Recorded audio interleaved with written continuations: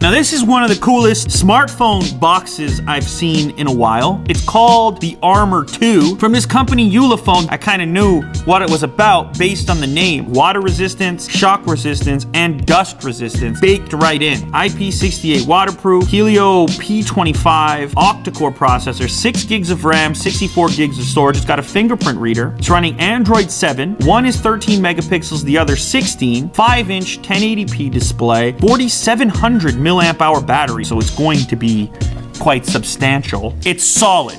It needs to be. It's military style. I'm gonna put that down for a second. A little bit of paperwork. Headphone adapter, Type-C to mini jack, a rather nice Type-C charge cable. They've also included a Type-C to micro USB adapter, quick charge power brick, and a screwdriver. What do I need that for? Woo!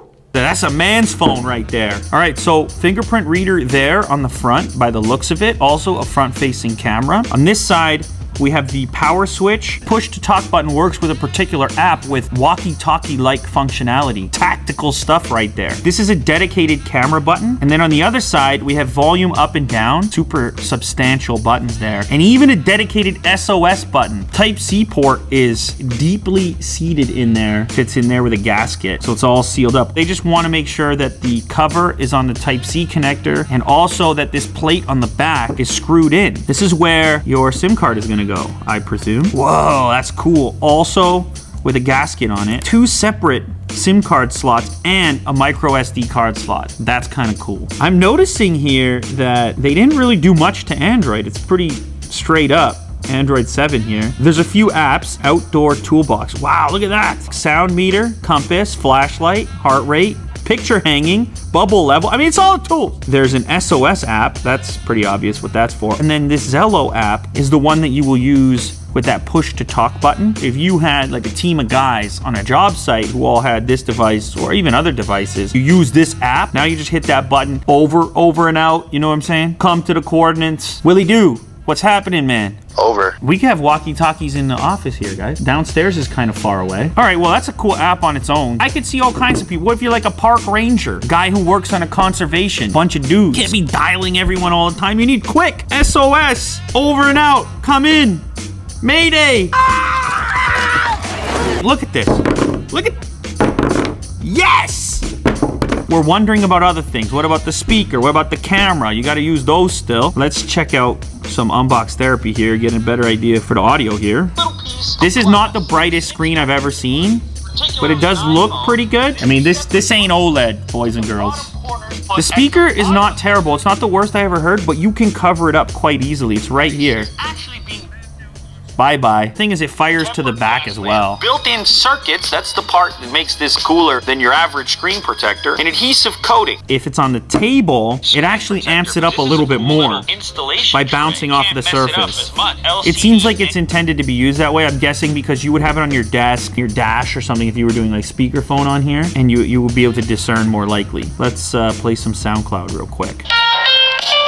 Oh wow, it has a really loud speaker. On the desk?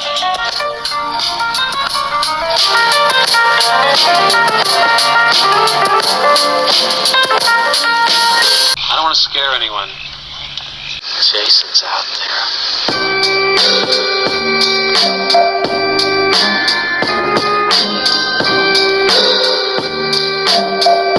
I take back what I said about the speaker. Actually, when it's maxed out, it's pretty loud. It really benefits from just being on the table. The camera! Oh my goodness. Single lens on the back. This might be the most surprising aspect for me, is that the camera's actually decent. It's not the fastest shutter I've ever used, obviously, you can tell.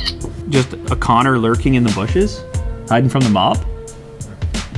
Does he still fight or no? If I was to switch over to Pro mode, wow, a lot of settings there. Saturation, brightness, contrast, exposure, ISO, white balance. There's a digital zoom function. It also looks like there's an HDR mode. Self-timer, GPS location. You can change the size of the image by default. It's the full 16 megapixels. There's also a face detection. Pretty decent. The role of a device like this is absolute ruggedness. 4700 milliamp hour battery in it. If it's just standby you're looking for, that could mean a ton. Even screen on time, I predict would be good on this device. It is relatively small by today's standards display at 5 inches, and it's 1080p, so it's not some crazy high resolution. Plus, you have all these tactile buttons you can access quickly, even if you were wearing a glove, which you might be doing if you're outdoors, military style, fishing, camping, hiking. Even if you were to put an OtterBox kind of case, let's say, on an iPhone or something like that, it's still difficult to access the buttons if you need to be wearing gloves. A device like this could be a really cool idea for somebody who needs something rugged that's built to be out on the job. You add in the dedicated walkie-talkie functionality, and I think it's actually pretty cool. It's 240 bucks, kind of in a gray area there. It's not super cheap, but not super expensive. Once again, it's the Armor 2 from Ulefone. I'll link it down in the description so you guys can check it out for yourself, but if you're in the market for a rugged device that can go where no man has gone before, would it work on the moon? Jack doesn't even believe we've been to the moon, so how about that? Flat Earth Society.